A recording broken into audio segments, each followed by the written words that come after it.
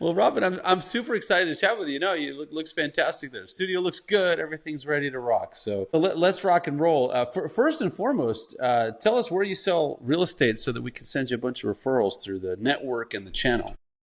Would love that. So I am in Los Angeles, the Valley, if people know that. I live in Burbank, and we service all of the East Valley, up and down, and into Santa Clarita as well. Quite a bit of business up there, too. Fantastic. Yes, the Valley is my old stomping grounds. I grew up in Chatsworth, went to Chatsworth High. Okay, yep. That's horse country for us down here. It used to be, yeah. They used to be when I lived there as a kid. It was a fun place to grow up. And then I lived in Tarzana later on, and then moved to Dallas, and I've been here for quite some time. Yep.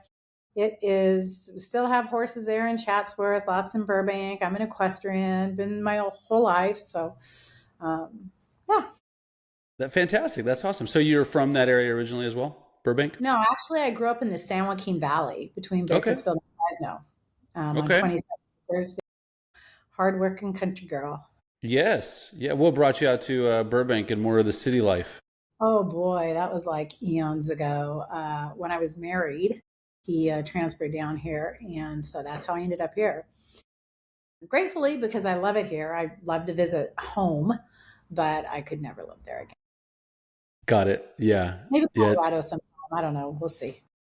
Yeah, we just had some friends visiting us here from LA, and they were like, "How often do you go back?" And I'm like, "I haven't been back in a really long time." I love Texas. I don't want to leave the friendly confines of Texas. Yeah. Do you live rural or in the city or where? Yeah, I'm in a suburb. I'm like, do you know Dallas at all? Not very much. Seen a lot of people live there, but. Yeah, I'm like 25 minutes out, so it's a suburb of Dallas. It's almost like Calabasas for LA reference. Probably the easiest reference. Yeah, so it's cool. Well, Robin, I'm super excited to chat with you. Congrats on all your success. I would love to ask you if you remember your first real estate transaction. Oh my gosh, I absolutely do. So that was 22 years ago, and I actually left my boss that I'd worked for 13 years to sell real estate. And when I gave him my notice, he's like, "Oh, Rob, you're killing me." But he has been my golden referral. So my first week in real estate, he referred me a seller who I knew, and they were purchasing at the same time. So my first week, I had a listing and a buy. And through him, through my boss, that was bummed beyond belief that I was leaving. And I remember, so this is a long time ago. This is before Zillow. This is before, I'm old. I know everyone knows how old I am now. But like, it was week one. I had a little bit of training. I was with C21, and what's a listing presentation? What's a whatever? So I just, put my thinking cap on and just what I thought would be there, what I needed to talk about, things like that, and went and did a presentation and helped that, we both knew the seller. So I listed their house, and then I helped them buy. And that was my first week and my first transaction. Yeah, I'm with you. That's when I started also. There was no Zillow, none of this kind of stuff. So back in the good old days. The good old days. People knew that there was a house for sale because there was a sign in the yard. That was it.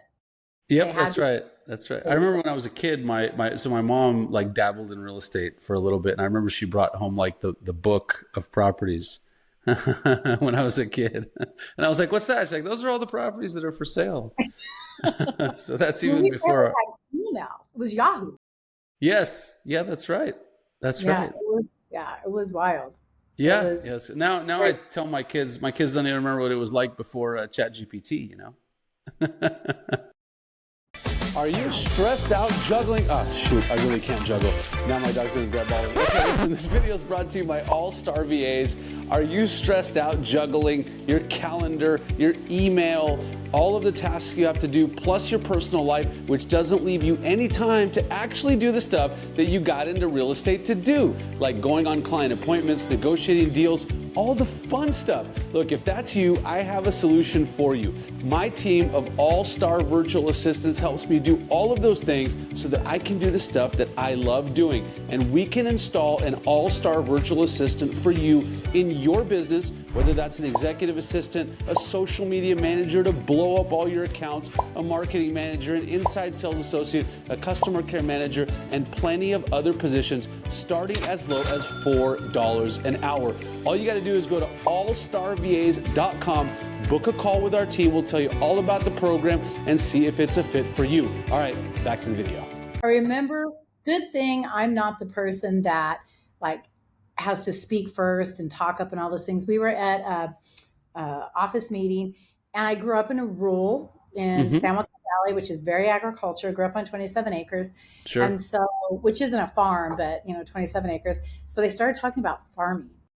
And I'm like, what does farming have to do with real estate? No one's explaining anything. They're just talking about farming. And I'm like, what? And I was like, thank you, Jesus, that I didn't go, well, I was just like, huh? And so then I got it. You plant the seed, takes a while, nurture it, blah, blah, blah. But at first I was like, what does that have to do with real estate? I guess funnier then than it is now. So I had a similar experience.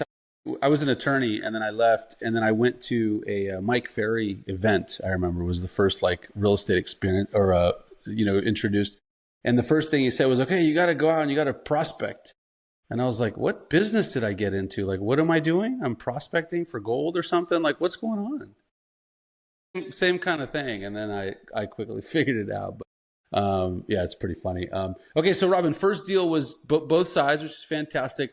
How much money did you make that first year in real estate? If I didn't look any of this up, but I think it was about $372 or something like that. I did 27 units, 25 were buyers. Okay. And 2 listings. And so that's what I did my first year. And by the way, I thought everybody did that. Yeah. Oh, so you did a lot of business your first year. That's amazing. Yeah, I did. I truly believe that everyone did that. I did not believe that it was any different. Okay. Yeah. Why else would you be in this business? Yeah, that's right. So where did that belief come from? Did someone tell you that was the case, or that is just kind of your own experience? Just my own experience. I mean, I just thought, I don't know. I thought everyone did that. I really actually didn't really think that I was a large producer till probably 10 or 12 years into my business. So last year I do as a solo agent, I have a support staff, but I'm the only person, and we average about 40 million a year is what That's amazing. And congratulations. It's fantastic. A fantastic business. And, I don't think you need 20 people on your team to do well. Everyone's got their own, their own kind of thing. So I guess, fast forward to now, you stole my next question, but, what does your kind of business, setup look like now? So you're a solo agent, and then you have some admin support? I do. I have Bridget. That's amazing. She is, she's my assistant operations person. I have a marketing person that is, she used to be in the office. She's a very young woman, and now she works remote. And then I have a transaction coordinator, which I've worked with for, oh my gosh, I've worked with Monica now for maybe 20 years. And then my escrow for 22 years, my title, the same thing. I don't switch around on services. Everybody knows how I work. Everybody knows my standard, which is very, very high. And so it's easy now that we open up an escrow, we turn it over to the escrow officer. They know how I work. They handle everything. And so it's a very streamlined machine. Even though we know every transaction is different, there's always, nothing is exactly the same. We have checklists, but then there's always tweaks to that. But it's pretty well oiled. So in the life of a solo agent with that kind of admin support, what does your typical day look like? Wake up and go to bed. That's typical. It's hard because you get to the office and everything blows up. So I really attempt to do my prospecting, not for gold, but gold in another way, in the morning, because then I get hijacked in the afternoon. Bridget's really good about, like you, scheduling you in the afternoon. You don't get my morning time because those are prospecting. And then, of course, if I have a listing or something like that, I'll do that. So that's what it's really about. It's about making those phone calls. My database, my business is about, I would say 85% referral.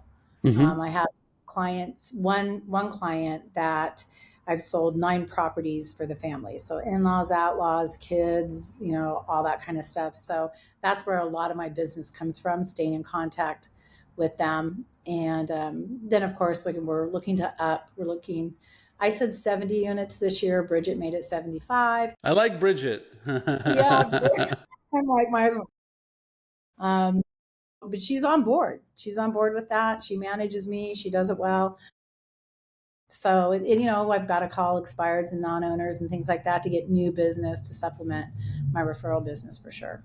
Yeah, that makes sense. And Robin, in terms of like calling, so I'm big into kind of finding out people's systems and habits and things like that. So do you use a CRM, and how do you kind of go about making those calls? Is it systematic, or you have a list? How do you do it? So we use Follow Up Boss, Okay. which I absolutely love, and I'm over organized, right? That's one thing they laugh at me. You go in our storage room and every container, it's clear and it says listing presentations, report covers, don't mess them up, right? Nice. Yeah, you just got to be put away. So we use Follow Up Boss, and we put everybody in there that we've ever had a conversation with. And I'm very particular about tagging them in very different ways. So I can go in and I can sort non-owners in Burbank, out of state, past clients, past buyers, past sellers, past listing appointments. That's a big one for me, calling on. For 2 years ago, they decided not to sell. So, where does that go? For our expireds, we use, or I use Vulcan. Hmm. And nobody goes into our CRM unless they're a warm contact. I don't put a bunch of experience in their colds or whatever. I need that. It's such sacred to me because that's where most of my business comes from.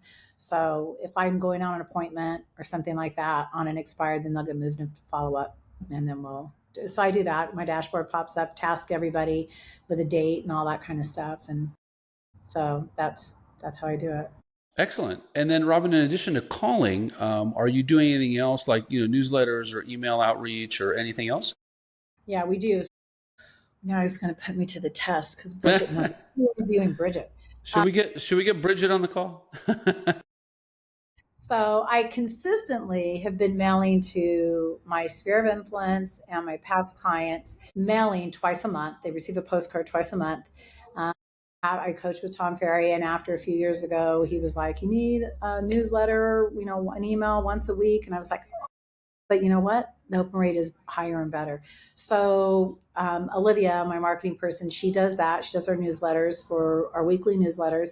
She always embeds a video of me, whatever it is. Then in addition to that, Bridget will add to that if we have open houses or something like that. They get that as well. And then we do social posts, videos, things like that. I'm the client's like, oh, what do I look like? How do I sound? Never mind.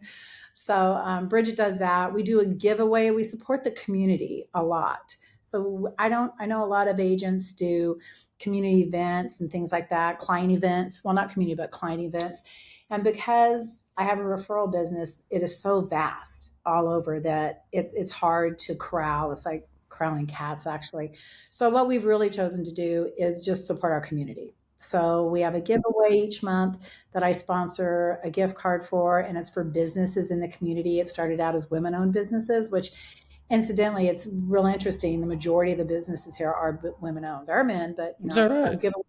yeah, for April, it is a male business owned, but most of them are women, which is very interesting. Yeah. And then support the high schools and the junior high schools with, all the things they need. And so what else do? We do the social, we do the postcards, we do the newsletters.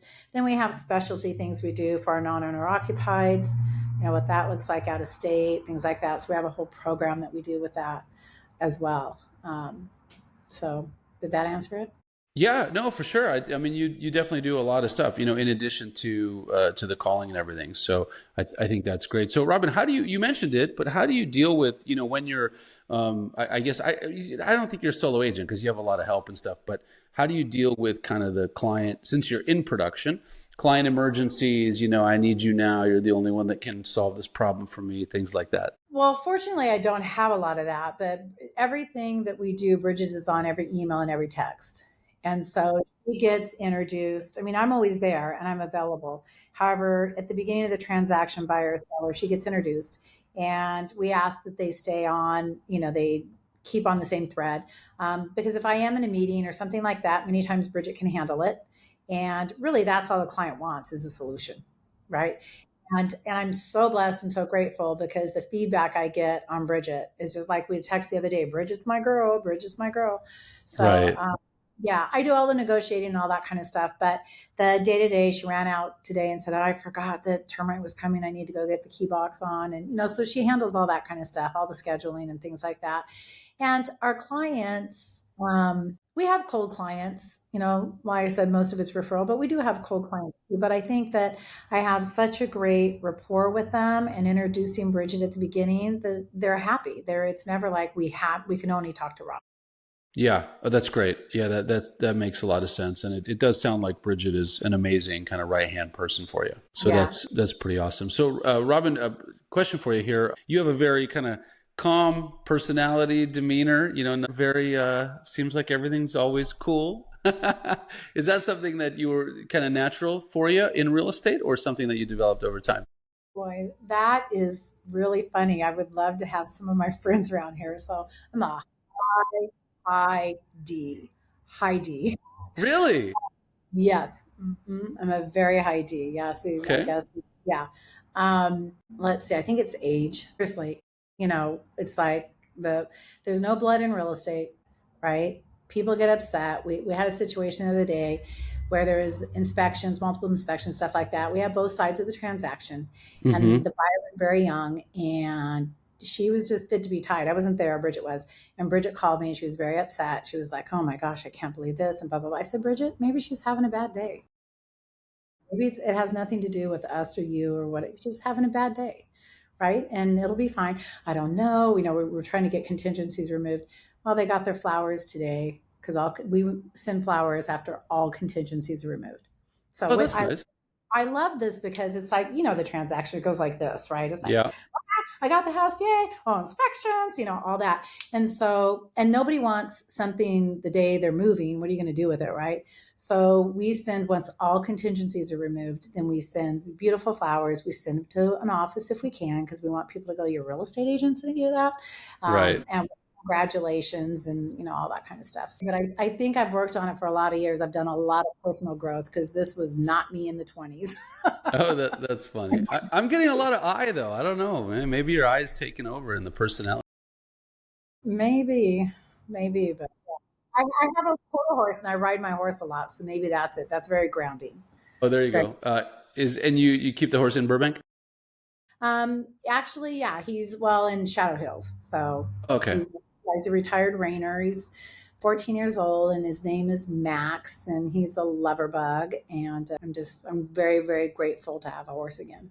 Yeah, that's awesome.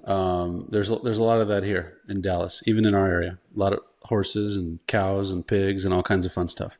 I raised pigs in FFA. Yeah, yeah, we're Or still maybe, yeah. That's right. There's a yeah, yeah. lot of that here as well. No, that's fantastic. So, Robin, you mentioned in passing earlier a little bit coaching, and you coach with Tom Ferry. So, I wanted to ask you, how much value you place on coaching in real estate. You've obviously been in the business for a very long time, and you have a coach. So, I'd love to hear about what benefits or value you get out of that relationship. This is what I always say: the rearview mirror is this big because we don't really need to look back, and our windshield is this big because we should always be looking forward, and we can't change this. But if I look back, if they said you could change one thing about your career, I would have had a coach day one. And Mm, if I think about it, I was an athlete, marathon runner. I had a running coach, I had a regular running coach, I had a marathon running coach. I played softball competitively, so you have a coach, right? So, why wouldn't I think about that? Because you don't know what you don't know, right? And I got into coaching, I don't know how many years into real estate, kind of as a fluke or whatever. And then that was for maybe however many years it was. And then hold on, folks, I got Debbie Holloway as my coach. Well, I thought my head was going to explode. I was like, what? What? You want to know ROI on this? You want a P&L? You want a what? right. I needed a nap after that session with her. And I feel like just what I said, any athlete, any business people have business coaches. I mean, if you want to be highly successful, if you want those things in your life, then you need a coach. And it's not about, I hate the word accountability. I just have, this is where the in me is going to come out. I get very resistant to that. I mentor some agents, and what I say to them is, you don't need to be accountable to me. You need to be capable. You're capable. I'm going to help you with your capability, but you don't need accountability. And that's a personal thing for me. I guess I hear negativity and accountability. I need an accountability partner. How about a capable partner? Right? Right. Let's hold capable of getting this done. Right. And that's personal to me, probably because I don't know. When someone puts the screws on me and say, you can't do that, I go, watch this. Yeah. You can't do that, then I will go watch this. So I think coaching, and besides in the Tom Ferry organization, the ecosystem is so incredible for many reasons, not just for business and referrals and things like that, which do happen, but just for the support. You can reach out on all of their platforms, their Facebook pages, all that kind of stuff, and say, this is a situation. What do you think? This is that, whatever it might be. And so I think it's a whole community, and real estate can be very isolating, especially now, where before COVID, there were office meetings galore. Everyone was used to it every month, what do you call it? The broker's caravan, all that kind of stuff. Then COVID happened and everyone dispersed. And now that people are back, they're not back like they used to be.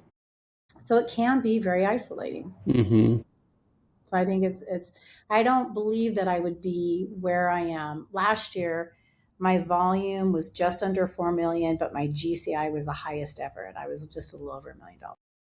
That's awesome. And that would be 40 million volume, not 4. It was just under 40, just under 40. Yeah. Yeah. Just to clarify, yeah, so that's amazing. Less last year. My volume was less in 2024 than it was in 2023, but my GCI was higher. So, and that's coaching. I believe that it's coaching. So that would mean that your average fee went up, correct? If I do the math right on the variables, and I, by the way, I love, coming from kind of a law background, I've always been a big proponent that good agents should charge more, and so I love that. So is that something that you did consciously to really focus on raising your average fee? I have one of the top fees that most agents, the good agents get, right? I won't discount my fee. I quit discounting my fee, and I was able to show value. Excellent. Over something else. And so sometimes I would, because there's agents out there that will do it for practically nothing just because they want the transaction. I don't need that, and I don't want that. And I'm not going to go to a heart surgeon that discounts his fee, who's not as good compared to. So, I worked hard on that. I love that, Robin. That's cool. Yeah. No, that's awesome. And again, congrats on that. Cause I always found in real estate, the thing that always bugged me was I was always like, brand new agents are charging the same as like someone who's been in the business for 20 years. And consumers can't tell the difference and it's because of the agents. We don't do a good enough job like differentiating ourselves. And so that's really great, that you're able to do that and command a higher fee. And that's one of the things my coach and I are really focusing on right now is I'm very humble. And so I need to be more outspoken and more of a cheerleader for myself in my listing appointments because I'm very humble. And I believe that I'm one of the best listing agents. I really do. And I work for the client. I'm not in it for the money. Yes, I was a single mom for a long time, supported my son and I 100%, no help whatsoever. And so, of course, I need an income. However, I'm in this business because I love real estate. I believe in home ownership. I believe that buyers and sellers should be treated well, that their interest should come first. I remember meeting with some people I knew through my previous industry, and he wanted to sell an income property that they had. And so they met with me. The wife did not like me because she didn't like real estate agents. She didn't know me, but she didn't like real estate agents. And so we sat down in the conference room, and they wanted to sell their property here in Burbank and a rental, and then buy a condo in Hawaii. They don't carry any debt, so they wanted to pay cash. And so I sat with them, and we just went through the thing. And I said, well, don't sell the house here because you're never going to get it back in Mm-hmm. Burbank. Why don't you raise the rent, take a mortgage, because the rent was way under market, take a Sure. mortgage you need on the Burbank house, raise your rent, pay cash for the condo. And then in 3 months from now, if you go, we can't handle this, we don't like the debt, we want to sell it, then we'll sell it. But otherwise, Yeah. let's not. So he left to use the restroom, and the wife looked at me and said, why would you say to do that? I said, well, because it's the right thing to do, because it's what I would do. It's the right thing to do. And she said, but you're not going to make any money. And I said, well, no, but this is the right thing to do. So that's why I'm in real estate, right? That's Help people awesome. build. Yeah. It's, I have some clients that they now have their primary residence, and that's when I met them. And now they have 4 income units that I helped them purchase over the years. And they're just regular people. They don't have a lot of money. They're blue collar, worked hard. And that just gives me such great joy. So, And Robin, that I think is the epitome of, why you're so successful and why you do so well, because you shows, that you really do care about your clients and you're not just there to do the transaction. no, it's there first. And they should be. That's how I would want to be treated. It's not a good comparison, but I know zero about cars. I could put gas in it, and that's about all I can do. And so when I take it to a mechanic, I want them to be fair. I want them to be Yeah. honest. I want them to say, no, you don't need brakes or whatever it is, right? And so that's what I do with my clients. I just have a buyer. We just went under contract, and the sewer needs to be addressed. And he was like, no, I'm afraid to ask for anything because I don't want to lose the transaction. I'm like, no, we are asking for this. I don't know what you're going to get, but we're going to ask because Right. it's clearly right. So that's the right thing to do. Not just say, okay, great, because it would be easier for me if I Sure. didn't negotiate that. Sure. It would be much easier, but that's not the right thing to do. They need a new sewer, and they need to be compensated for Yeah. Yeah, for sure. Good luck with the mechanic in Burbank, by the way. By the way. Stay out of Glendale. Let me rephrase. it. Okay, enough said. See, now I really lived in LA and I'm not Yes, just I making it do. up. Yes, I do. Yes, I do. No, So, we actually have a lot of friends in that area, so I'm just messing around because I love everyone there. It's great. So did you get the sewer, by the way? well, we're negotiating it now. Okay, all right. So you're in the middle of that. Our out. Yeah. Yeah. So Robin, on that note, because there could be some consumers watching, but really it's for real estate agents. In your experience and what you've seen, what do you think really separates like the good agents that succeed, that stick around, that have been in the business a long time, like from people that get in and then end up having to leave? I saw this statistic that like 74% of agents didn't do a deal last year. What do you think are the distinguishing either qualities or characteristics between those two groups? Well, first of all, I think people think it's an easy job, and it's not. It is not an easy job, and that was one of the things I was talking to my coach about today. That um, they think that it's selling sunset and all that crap on TV, which it is not truth. It is hard work, and um, I think I think there are some agents that get into it with good intentions and stuff, and it's just hard, and financially they just can't make it. And I think they probably try hard and do whatever it is, and it's not for everybody. I have to say, I've met many agents that are just still clawing and clawing and clawing, and they would be a better TC. Mm-hmm. It's just, I think that I'm not a swimmer. I wasn't built out to, I wasn't built to swim. I was built to play softball and ride horses, right? And so I wouldn't succeed as a swimmer.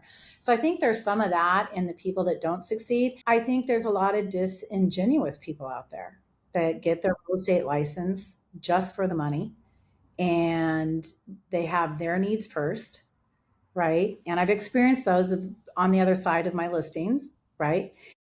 And you can't succeed in anything if that's what it's all about. So I think that's those. And then I think the agents that have gone the long haul, if you make it into after 5 years, then you're considered a success. And I think there's some sharks out there that just do it for the wrong reasons, and they just have a big brand and a big name and deep pockets for marketing. And so that's how they stay in business default.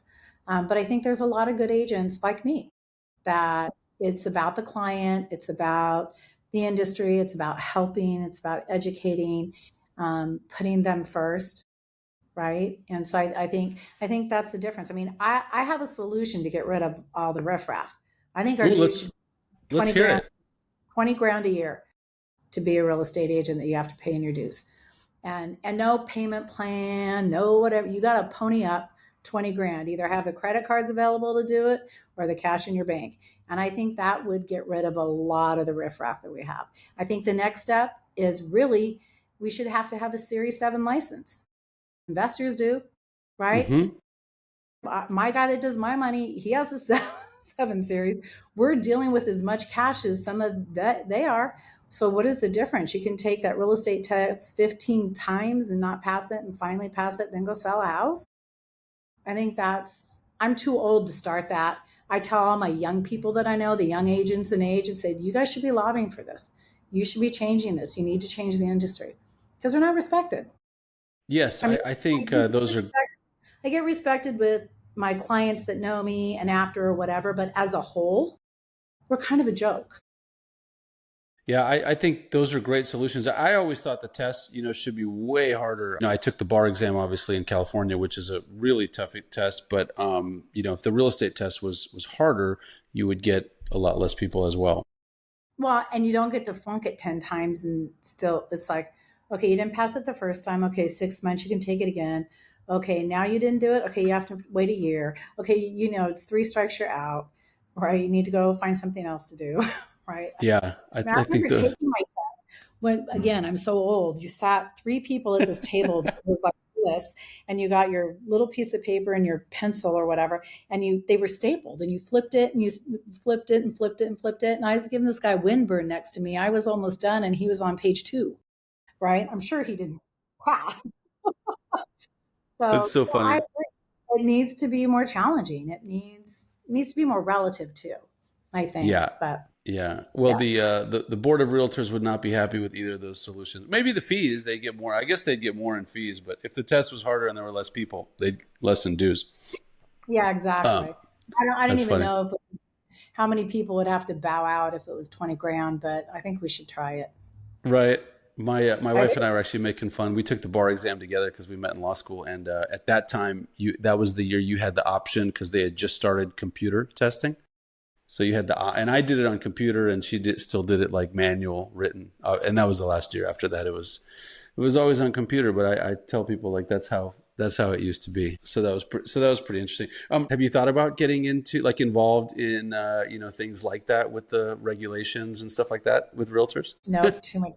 I know. If I were younger and newer in the business, then I would. But um, yeah, I'd rather ride my horse.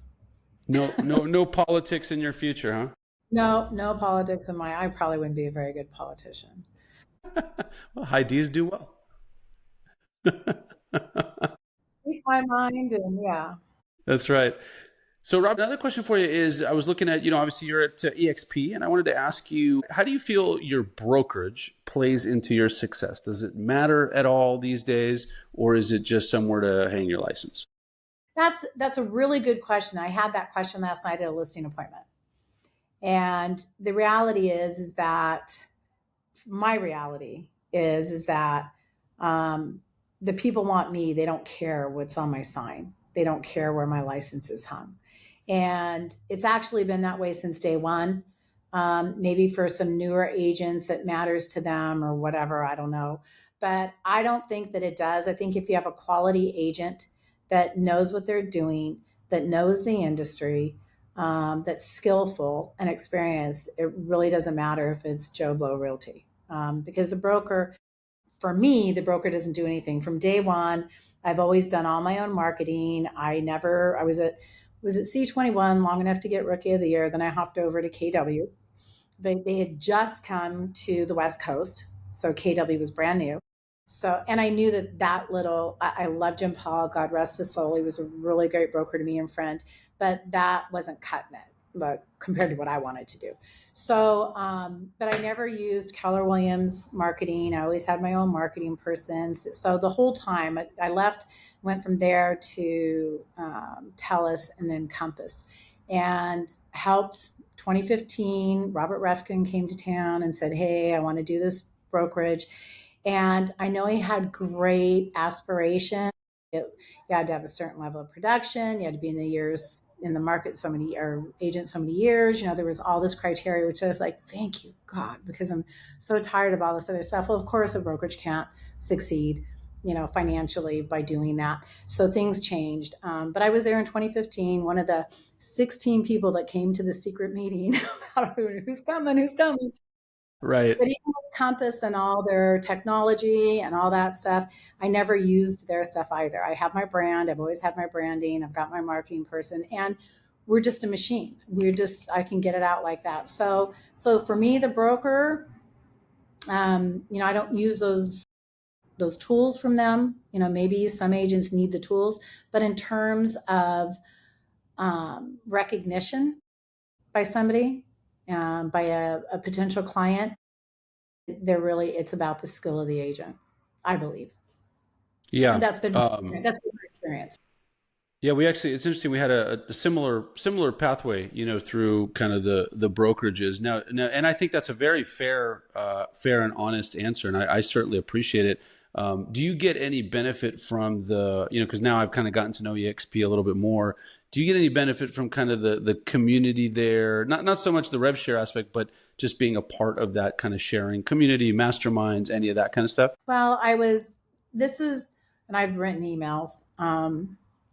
So I think I've only been at EXP for a year. This is my second year. So January 2025 was my anniversary. And I was kind of like, I mean, which is, I have a walk up, I have my own office and all that kind of stuff. So, it wasn't really changing. It was just that name and how they do things. But I knew when I was going to EXP, I knew that I needed to be, if you will, they have fingers, right? Whatever the sponsors and all that kind of stuff. But I'm smart enough and been in the business long enough that, notice how I put smart first. That's right. My coach, to know that I needed to align myself with the right group, not just anybody, not just whatever. I needed to align myself. So I've known Treasure Davis for years. We both coached with Debbie for a while and stuff.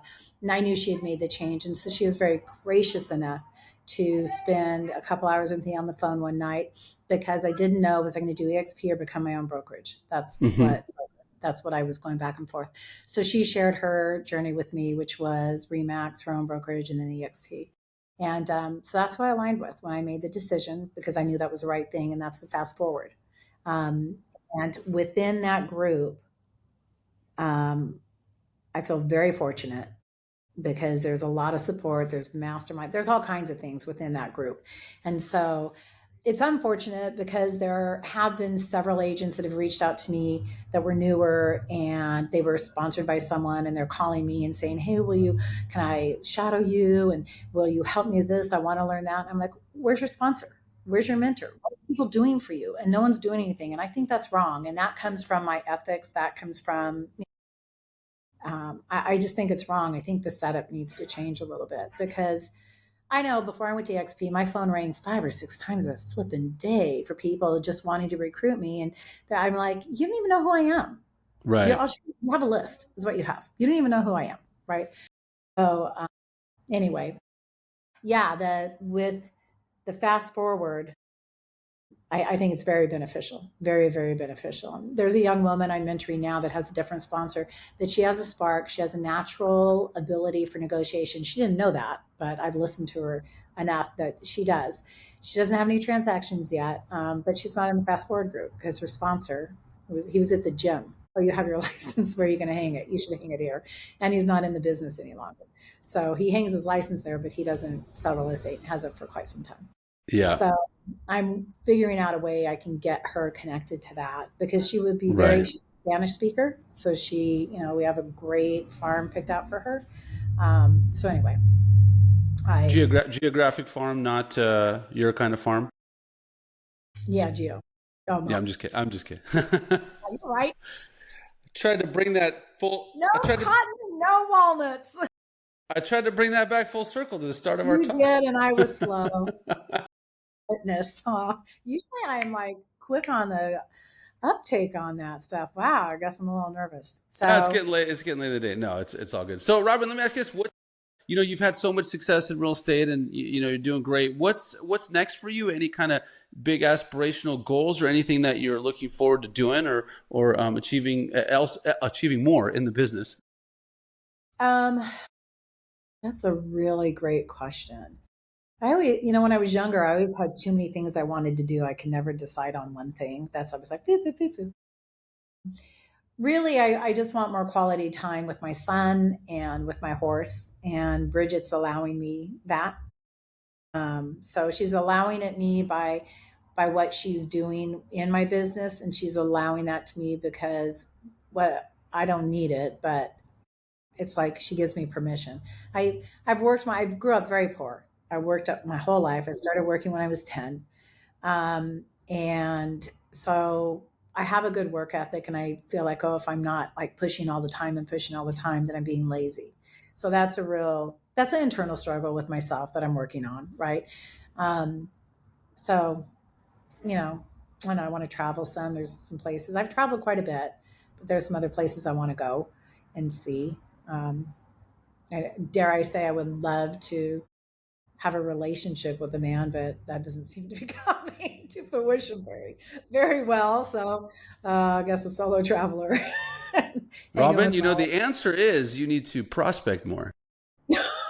oh oh man, if I yeah, I've done that. Maybe I'm just not doing it correctly. Maybe I don't know. So yeah. That's So funny. No, those are really good goals. By the way, Bridget sounds like a real keeper. So it's awesome that you I have. made her sign in blood that she wasn't Yeah. leaving for 100 years. So Right. Yep. No, not for anybody. Yeah. that's really great. And Robin, this has been really fantastic, and so thankful that you did it and spent your time with us here. And we'll get this out to as many people as we can and get it out all over the internet. Thanks, Robin. Appreciate it. Have a great day.